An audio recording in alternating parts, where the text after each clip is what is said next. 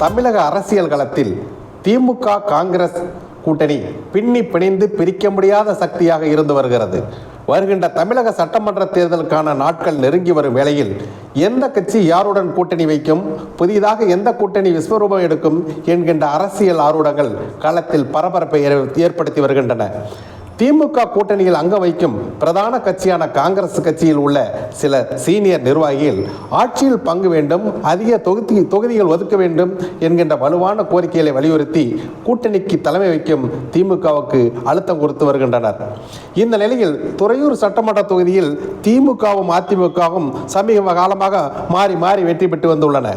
வருகின்ற 2026 சட்டமன்ற தேர்தலில் துறையூர் தொகுதியை காங்கிரஸ் கட்சிக்கு ஒதுக்க வேண்டும் என்று திமுக தலைமைக்கு காங்கிரசார் கோரிக்கை வைத்து வருகின்றனர்.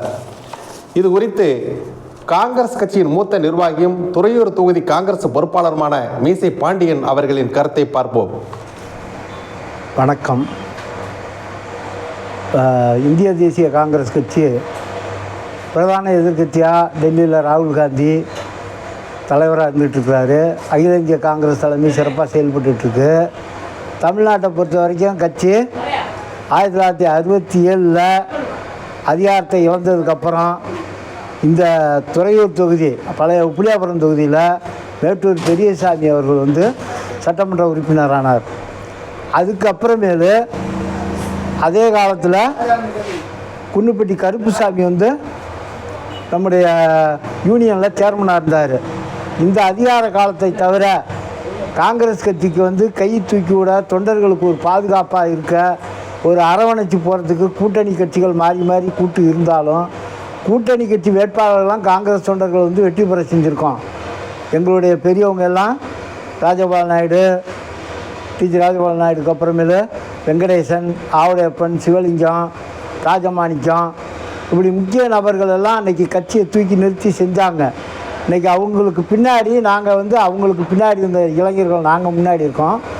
ஆனால் ஆட்சி அதிகாரம் இல்லை, ஆளுங்கட்சியோட நாங்கள் கூட்டணியாக இருந்தாலும் எங்களுக்கு தேவையான ஒரு ஒத்துழைப்பு ஆளுங்கட்சி எங்களுக்கு தரல. அதனால் காங்கிரஸ் தொண்டர்கள் ரொம்ப தொய்வாக இருக்கிறாங்க. எங்களுக்கு ஒரு நல்ல வாய்ப்பை தரணும்.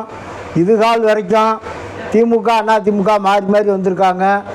மாண்புமிகு அழகுமுத்து சட்டப்பேரவை கொறடாவாலாம் இருந்தார். இப்போ எங்களுக்கு இந்த 2026 தேர்தலில் திருச்சி மாவட்டத்தில் 9 தொகுதி இருக்குது. அதில் எங்களுக்கு துறையூர் தொகுதியை ஒதுக்கி தரணும். ரொம்ப காலமாக நாங்கள் எதிர்பார்த்துட்ருக்கோம். தொண்டர்கள்லாம் பெரிய எதிர்பார்ப்பில் இருக்காங்க. மாறி மாறி திமுக அதிமுகவோட கூட்டணியில் நாங்கள் எல்லாம் ஓட்டு போட்டோம்.